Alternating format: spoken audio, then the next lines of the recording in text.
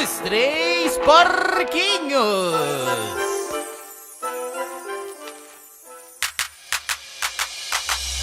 Era uma vez os três porquinhos, o Bob, Walt Disney e o Pedrinho. O Bob é chegado no cigarrinho do capeta, sua casa é de palha e passa o dia na trompeta. O Walt Disney é favelado, tem um barraco de madeira e graças ao Bolsa Família não trampou a vida inteira. O Pedrinho é diferente, design de interiores, sua casa é de tijolo e limpa a bunda com flores. Até aí tudo bem, até aí tá normal, mas eles devem engrenado pó pro lobo mau. Dono do puteiro, rei da boca de fumo, come chapeuzinho e seu primeiro nome é Bruno. Bruno é o caralho, meu nome é Lobo Mau. Me chama assim de novo e vai beijar o meu pau. O lobo foi cobrar o Bob na casa de palheiro, chegando exclamou: abra aí, seu maconheiro. O Bob não abriu porque tava chapadão. O lobo ficou puto e sacou seu 38ão.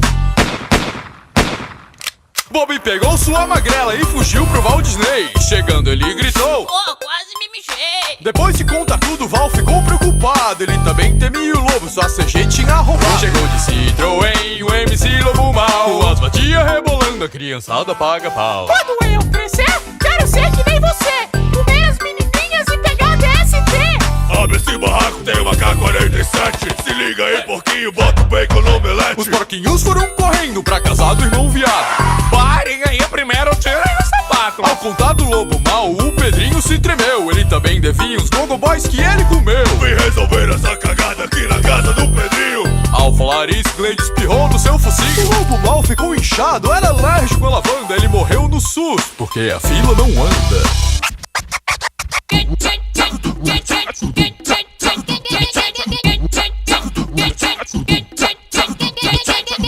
Quem tem medo do lobo mau, lobo mau, lobo mau? Quem tem medo do lobo mau, lobo mau, lobo mau? Quem tem medo do lobo mau, lobo mau, lobo mau? Vem e pega do meu pau, no meu pau, no meu pau. Ai, olha que eu pego.